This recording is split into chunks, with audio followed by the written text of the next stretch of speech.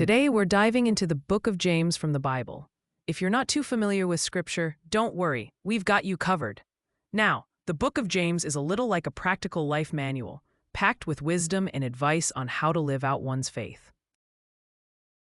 Written by James, the half-brother of Jesus, this book stands out for its straightforward guidance on leading a life that mirrors Christian values. It's like having a candid coffee chat about real-life issues. Now, here's a key theme: faith in action. James doesn't just want you to believe, he wants you to live it out. One verse, James 1:22, says, "Do not merely listen to the word and so deceive yourselves. Do what it says." It's a call to walk the talk, showing how faith should naturally lead to good deeds. Another critical aspect James touches on is trials.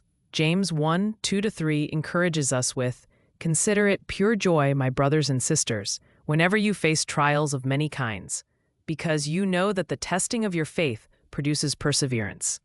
It's an uplifting reminder that challenges can build character and strength. James also delves into the power of words, warning us in James 3:5 that the tongue is a small part of the body, but it makes great boasts. This sharp reminder nudges us to be mindful of how we speak. Riches and favoritism are also tackled head-on.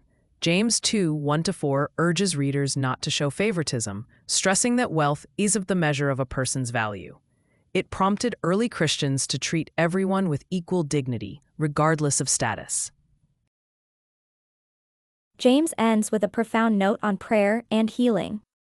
In James 5, verse 16, he writes, "The prayer of a righteous person is powerful and effective." It highlights the importance of community and spiritual support. So whether you're searching for wisdom, grappling with personal challenges, or exploring spiritual growth, the Book of James presents foundational truths in a refreshingly direct manner. It's a compact, yet truly inspiring read.